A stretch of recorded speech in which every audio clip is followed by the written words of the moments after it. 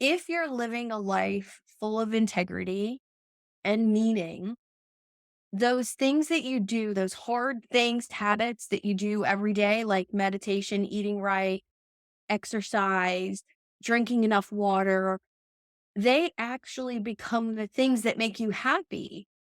And doing hard things, if you're going to get up and have a smile on your face and do hard things every day, I think you need to be the best version of yourself possible.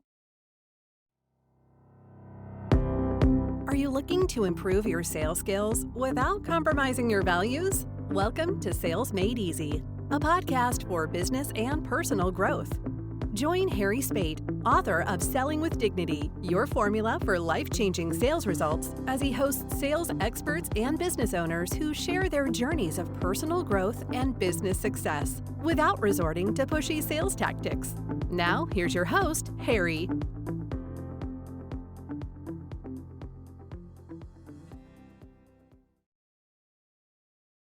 Hey everyone, what is the good word? Today you're in for another special treat, and with me is Suzanne Taylor King. If you don't know Suzanne Taylor King, she is a business coach, a follower of Stoicism. She calls herself a eudaimonologist, and we're going to talk about that shortly. And she inspires people to be the best version of themselves. And oh, by the way, has a kick-ass community. So Suzanne Taylor King, welcome to the Sales Made Easy podcast. What's the good word today? Oh, the good word today is I talked about you earlier today with one of our mutual connections, and we said how awesome you are. So I'm really honored to be here. All right, the check is in the mail for that. We love Thank you. compliments early Thank you. and often, Yes. Suzanne Taylor King. So it's great to have you on the podcast. You have such tremendous energy, and this will be the Mutual Admiration Society. Nice. So yeah, so nothing but compliments coming your way from me. So you and I had a great conversation a couple of months ago, and we talked about podcasting. And just so you know, I was ready to podcast here today, and Suzanne's like, "What? When are we going to podcast together?" And I'm like, "In 2 Right minutes." now. So yes, this has been fun already. We've been talking about cooking and all kinds of great things. But one of the things I really I find it odd and interesting and fascinating is that you're a fan of Stoicism. Mhm. And I recently read something, I don't know, listened to something, books, Audible, something like that. I forgot who the person was, but there's a lot of references to Stoicism. And I'm curious as to what that's all about and why you're so fascinated with it. So talk to Well, us. number one, it's super old. It's been around forever, right? 2, 3,000 years. And the basics of it are living as the best version of yourself. And that goes back to when I was studying psychology, studying Abraham Maslow's hierarchy of needs, that the goal of human existence is to get to the top of that pyramid, self actualization. And what does that mean? That means that the things you do every day, your habits, your routines are actually the things that move the needle to help you be that best version of yourself. And it goes along the lines of being honest and having integrity and treating people with respect and constant learning, which I'm a huge fan of learning. So I worked with a coach numerous years ago who considered himself not a coach, but a philosopher. Hmm.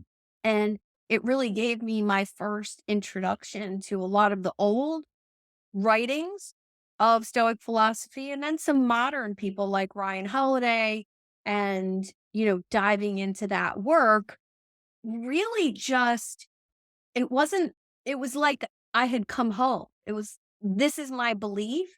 This is how I believe people should treat each other, should be with yourself. And I think the thing that sold me 100% was that if you're living a life full of integrity and meaning, those things that you do, those hard things, habits that you do every day, like meditation, eating right, exercise, drinking enough water, they actually become the things that make you happy. And doing hard things as a business owner, I've been an entrepreneur for 35 years. It's hard. And if you're going to get up and have a smile on your face and do hard things every day, I think you need to be the best version of yourself possible.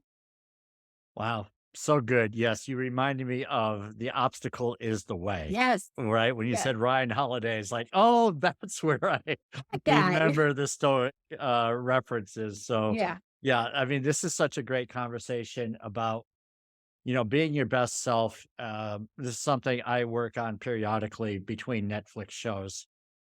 Just a little humor there for our Yeah. I have that audience, problem right? too. Right. Don't let me fool you. No, no. In all seriousness, the idea of being your best self is Mhm. not for everybody. I'm not sure why, but I Well, think you I can actually probably have to know reflect on that. yourself. Yeah. Okay. So talk to me. Yeah. You Why actually is have, that? It's not for everybody. well, you have to know yourself Mm, and you have to be willing to look at that, dark side of yourself, the bad habit side of yourself. I love to smoke. I love to drink. I love to party like the best of them. But I know myself well enough that if I have a night that's too much wine or too much anything, mhm. that the next day I can't focus and I can't do what I'm called to do on this planet and make a difference for other people. So I choose not to do those things because I know myself deep enough. And I think a lot of people are afraid to know themselves at that level. And look, most people are really good at lying to themselves. Oh yeah, I can eat healthy. Oh yeah, I exercise. No, you don't. No, you don't. And I think that's the key. Radical honesty with yourself. Um, I've gained 30 pounds in the last 2 years since COVID, and I know exactly why. I stopped teaching exercise classes as a hobby. And as soon as I stopped, the weight started coming on. Why? Because I'm still eating like an athlete. And we all know what happens when you eat too much and don't move enough. And I know myself well enough to say, okay, I gained 30 pounds. What am I going to do about it? Get back to the habit, even if I'm not teaching exercise classes, to do it every day. And then I don't know. It's about knowing yourself. Let's just leave it there. Yeah. I mean, I know you're going down that deep, dark corridor Yeah. where you're going to let all kinds of demons out for us. I was Oh hoping you'd yeah. go there, but that's okay. It's okay. This is great. I'm thinking about, what you just mentioned about as far as knowing yourself is concerned. I'm reading, I can't even say I'm reading, I'm listening. I listened to this 2 chapters of this book.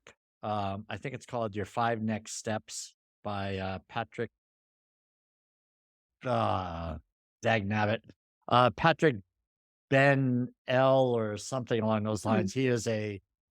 Came over from Iran, I believe, in the 70s or 80s as a 9 or 10-year-old with his parents who fled to that country and didn't amount to anything as going through school and high school and then became a super entrepreneur over, a short story, right? And he became a multimillionaire. And one of the things that early on in the book, he talks about knowing yourself. Mhm. And in this, and I'll put it in the show notes if I remember.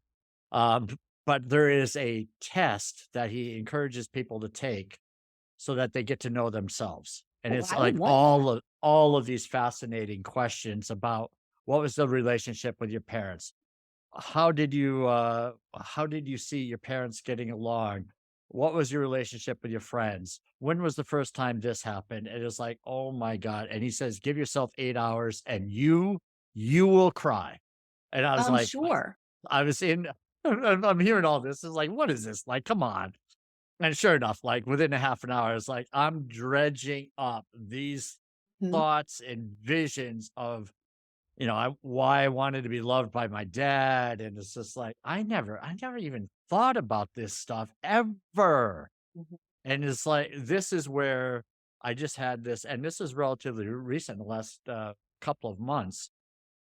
And his whole line of logic was, it's like, you have to know yourself before you become an entrepreneur. Absolutely. Right? You really have to. It may not be for you. I mean, you might be a superstar employee or an entrepreneur, or in sales. Just because others are doing it doesn't mean you have to do that and that it's best for you. And this helped me so much, Suzanne, with comparison is that, I periodically, I don't want to tell everyone my deep dark secrets, but periodically I compare myself to great people, and Me I too. right, and Yeah. then I say I'm not Yeah. like them. I must really suck. Mhm. So as I was reading and taking this, going through this deep dark dive into my past, I thought, wow, this is really interesting because I'm starting to get to know myself on a level I didn't realize I knew I could know myself. Is Yeah. that what you're talking about here when you Absolutely. say get to know yourself? Because I think we Absolutely. do it in a much more, as you said, superficial way. So talk to me. Well, I would say yes, and it's about the journey of learning yourself. You can start with great things like you've done, but then always be continuing on that journey. And that's, being willing to look at when you make a mistake or you screw up and um maybe you lose a sale, right? Because you said something wrong or you didn't follow up with somebody or maybe you were too aggressive in the beginning. You went in too quick. Mhm. And I know for me, as I learned myself better, and it's still a work in progress, I was able to help my clients learn themselves better. Last year, I hired a friend of mine who's a coach. And I said, look, I want to finally decide where I'm going with, the community and the coaching and like, what am I doing? What's the purpose? What's the big vision? Mm. And he had me do 8 assessments on myself from Colby Strengths, um, gosh, VIA character assessment, an entrepreneurial assessment, a Clifton Strengths assessment. And it took hours and hours and hours of my time. And then he took all that information and digested it into a report for me, messaged me, told me the report was done, and to meet him on Zoom the following day at 3 o'clock. Does that work? Sure. I meet him on Zoom, and there's 7 coaches on the call. One was certified in each one of those surveys that I took, My and they goodness. all told me about me. And when I tell Wow. you, it was the most phenomenal experience, good and bad. Mm. And what I walked away with was a little tidbit of new information that has tripled my income since I did that. That's crazy. Do you want to know what it was? Yeah, of course. No, no, Okay. no, no. No, leave No, the you good don't want part out. Leave the good okay. part out. Yeah, yeah, of course. So I have all of these entrepreneurial strengths, and most of them lie in ideas, innovation. I'm super tech savvy, but there's one thing that is lowest of the low, just not good at it. Don't even bother. Just pay someone to do it for you. And it was implementation of ideas. So I'm great at conceptualizing something, getting it down on paper, even funnel mapping it or designing it, but then building it or writing it. I have like 7 books outlined. I've never written one. I've written a chapbook, but that's it. And so it was this execution piece And I came away from that meeting like, that's my homework. That's my homework. If I learn execution or get an awesome person on my team who's that action taker as far as, oh, I think I want to have a workshop on XYZ. And she goes, and puts it out there. Oh my God, amazing. Because I can show up and teach that workshop on notes without PowerPoint. I'm just not going to post it everywhere and invite people and follow up with people. So finding somebody to be that for me enabled me to be in my zone of genius with people at a greater level. So it increased my client attraction. It increased people in my community. My email and my income tripled because of that.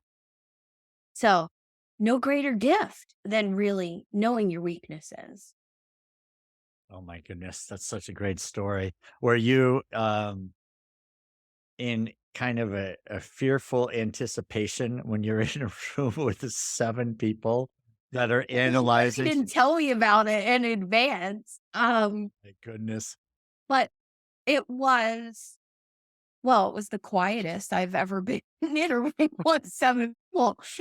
But it was very rewarding, very Yeah, rewarding, and I'm forever thankful for that yeah, experience. so great.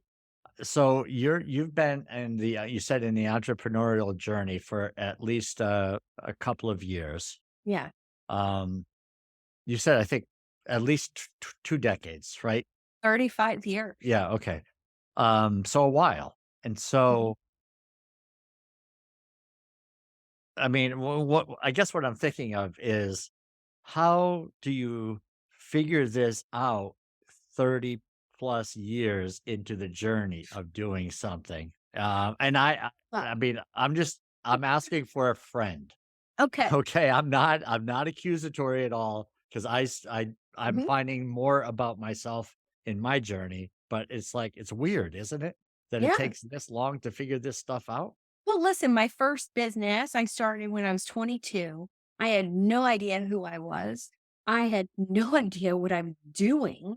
Um, Everything was just like, "Oh, yeah, that sounds good. Let's do that."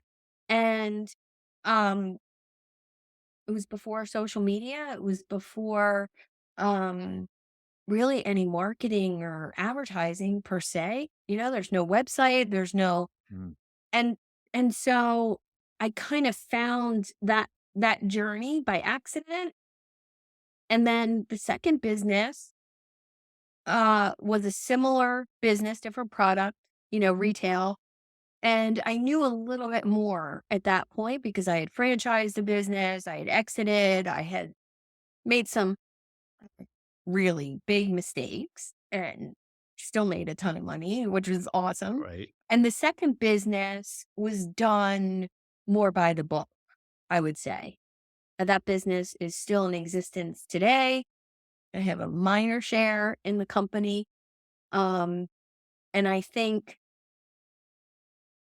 I still, at that point, wasn't even learning about myself. It was the journey of that kind of propelled the introspection piece, because if I'm gonna help other people, makes sense to study emotional intelligence. I realized I was already pretty emotionally intelligent, but then studying it for my clients transferred onto me. And that's the gift I love so much about coaching, is that I constantly learn things for my clients or, for a niche of people that I'm serving. And then all of a sudden I realize, oh crap, that was good for me too. Yeah, it makes perfect sense. Okay. So so you've done this in the past, and then so on the coaching business, where how far along are you into that? I've been a coach for 14 years. I Okay. got my start in health and wellness Hmm. coaching. I was a dental hygienist for my corporate gig. That's what I went to college for. Okay. Wow. And the entrepreneur hat was always on the side, Hmm. always on the side. Yeah. Started coaching some of my patients through the dental environment, getting off sugar, quitting smoking, healthy habits, and started down the health coaching route and started consulting with some other dental practices about developing wellness programs, oral cancer screenings, Hmm. blood pressure programs. This was, early 90s. There wasn't any dental practices doing stuff like that except in Oh, California. yeah. So um, that just started the learning for me. Yeah. Okay. So did you have the vision as to where that would lead at the No, time or okay. You just no. were just, so what was the thought process? Is that you're just helping people, serving people, or what were you thinking? If you don't mind me asking. I was thinking I've always been an athlete and, you know, eating eating well, and I wanted to help people do that. Mm, And I just saw a big need. mhm, And it happened kind of by accident. I was teaching fitness classes at a local gym when I was a hygienist. So, I went to school for nutrition. I was a dental hygienist. I'm teaching fitness classes, and women my age or older were coming up to me and saying, "How do you look like that? How do you perform like that? yeah, How do you do Spartan races at, 30 years old or whatever, however old I was?" mhm. And I said, "Oh, I can show you how to do that. I can show you how to breathe properly when you run or when you exercise." And that's where the coaching started. Right. So what do you think about people who are trying to find themselves in maybe they want to break out of the corporate scene and not really sure what they want to do? Sounds like you don't always need to have this great plan. Mm-mm. Um, what's your thought on that? Because My some thought is people to are, take the first step. yeah. Um, And I will say a lot of people reach out to me when they're thinking of leaving corporate or starting a consulting practice. They don't know, what their zone of genius is. Mhm. And for me, it's all about extracting that intellectual property that you learned in your corporate career. And when I learned what and who I was as a dental hygienist, and you're going to laugh at this, but it's so, so spot on. I didn't realize that every day that I worked as a hygienist for 20 years, 40 hours a week, I was going to a waiting room, calling someone's name who didn't want to be there, who was nervous about being there. And I made them feel comfortable, typically made them laugh, build a relationship with them, and then sold them things for their mouth that nobody was ever going to see, that only they would know the value of. Well, if that's not coaching, and it was like this light bulb went off, and I thought, "Oh my god, I've been doing this for 20 years. I can sell coaching. If I can sell a $1,200 implant on somebody's back tooth that nobody's ever going to see, I can sell coaching."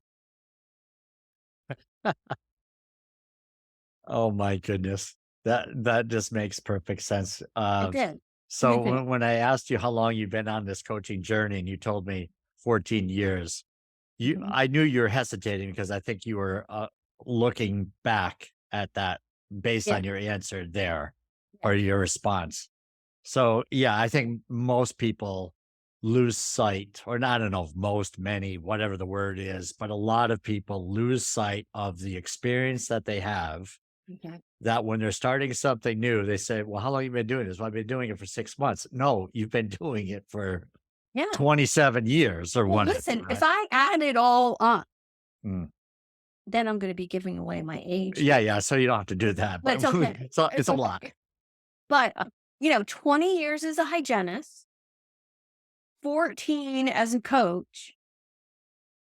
I took many years off in between different, you know, Mm, there was there was some travel yeah. involved.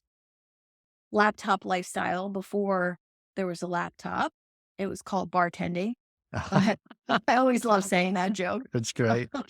Um, but I think through that whole time, I'm able now to help my clients so much better because I've done the work myself.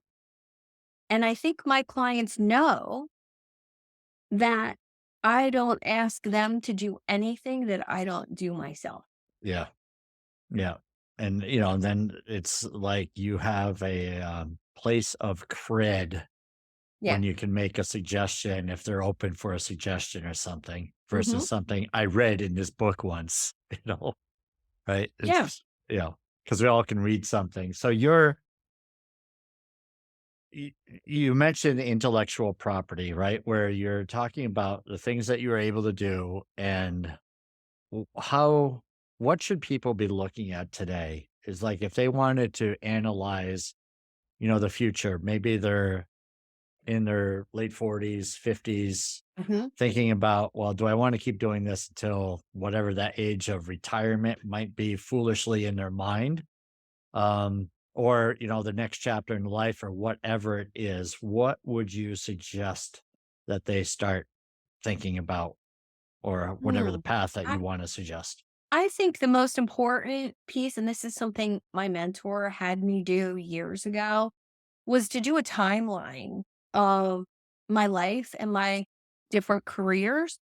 And starting with on the bottom, just drawing a line on a piece of paper and breaking my life into 5-year increments. Mm, And what was I doing at each of those stages? And when I did that activity, I saw, okay, well, I had this incredible business in my 20s. What about before that? Who was I? I was a swim instructor. I was a lifeguard. I was the instigator of my friend group. And those qualities spoke leadership to my mentor. She was like, well, look at who you were at 16 is who you are today. mm, And really taking stock of those qualities at those 5-year increments. So then on the top of the line, what education do you have? So, you know, bachelor's degree in applied science. Then I learned nutrition. Then I learned personal training. Then I learned positive psychology. Then I learned emotional intelligence and really getting it all on paper so you can see it. So you can see it and experience everything that you've learned and who you are. And then what hardships have you overcome? And this was a huge one for me. Um, I've been through a ton of stressful, mm. bad situations like, you know, the death of people, divorce, bankruptcy, losing a business. I mean, so much. And what did you learn from each of those mistakes? And then once you have all of that information down, sitting down with a coach or a mentor and dissecting it. And I mean, designing who you want to be from those past experiences. That's intellectual property. Intellectual property is who you are and what you know combined together in a unique way that you can sell it. Yeah, it's beautiful. It's just so nicely mapped out. And I'm willing to bet if someone is listening to this conversation and would like to have a deeper dive into that conversation, you, Suzanne Taylor King, would be available to help facilitate a conversation with them. What do you think? I would love it. In fact, it's one of my favorite things to do. Um, I'd probably have that conversation I have 3 hours a week that are permanently blocked on my calendar, no matter what happens, for those exact conversations. That's how I get new clients. It's how I meet people. It's how I um, get this mission of eudaimonology and, community out into the world. Wonderful. Suzanne, I could go on for hours, but I would like to kind of keep this to less than 4 hours. I do want to touch on community because this Sure. is one of those things that I'm bugged about. Because I know I want to have and start a community. I've got a little bit of a community on LinkedIn, but nothing official.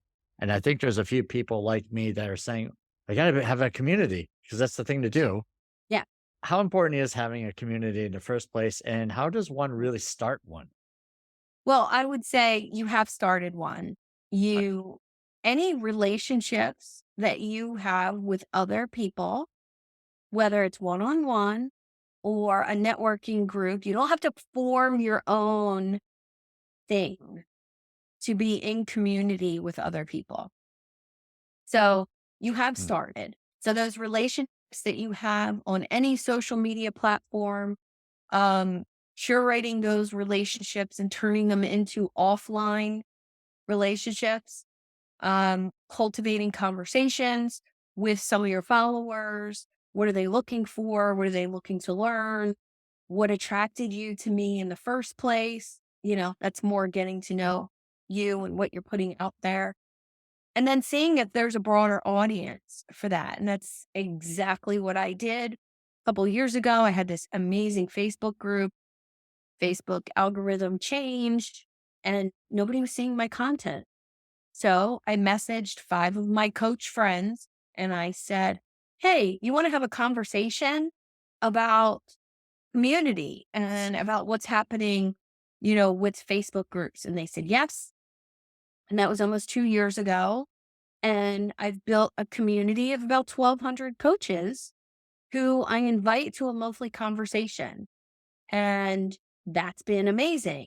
So that was kind of the start of really deciding to have an official community off of social media in its own URL and doing some partnerships and, some collaboration events with other networking groups. And it's really been an amazing learning curve.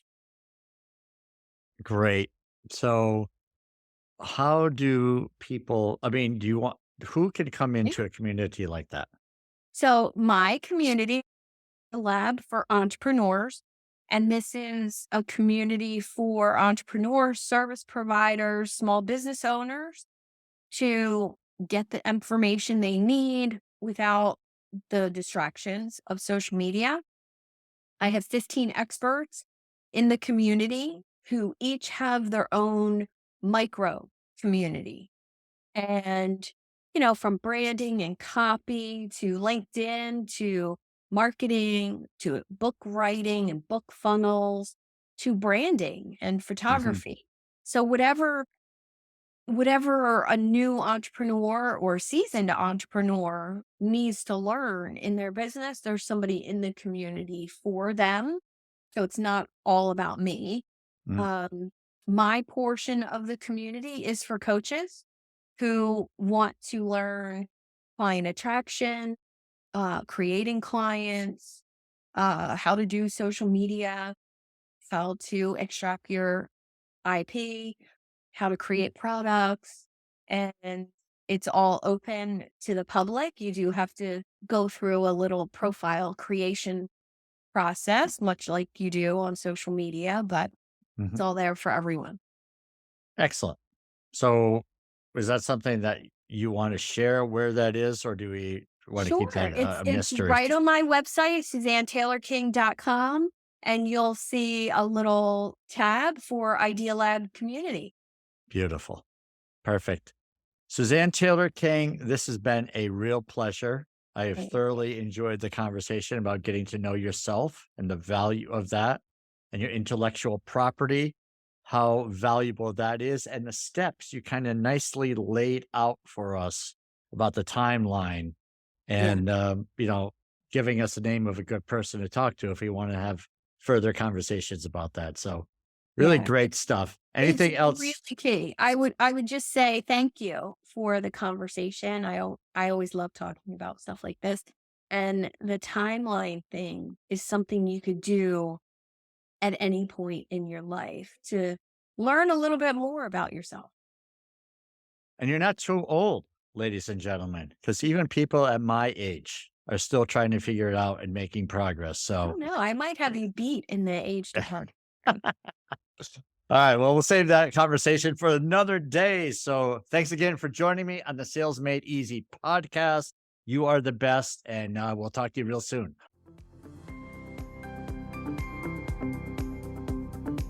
Thank you for listening to Sales Made Easy. If you found value in our conversations, please subscribe and leave a review.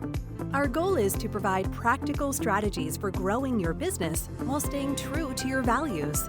Remember, success in sales is about serving your clients. Serve first, and the selling will follow.